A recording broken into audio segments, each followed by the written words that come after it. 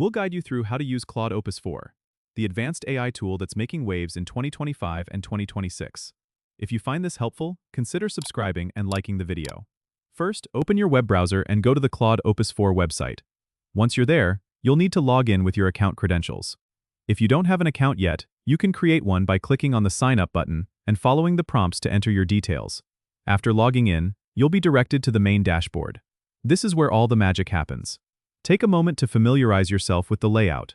On the left side, you'll see a navigation panel with options like Projects, Templates, and Settings.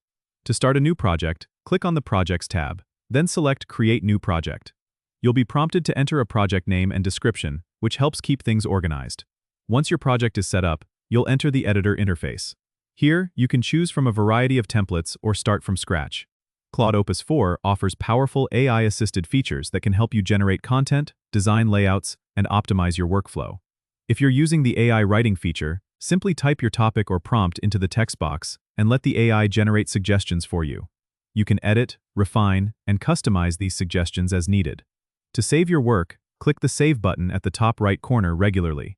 If you need to collaborate with others, you can share your project by clicking the Share button and entering the email addresses of your collaborators. This way, they can access and contribute to the project in real time. Make sure to explore the Settings tab to customize your user preferences and adjust any specific options that suit your workflow.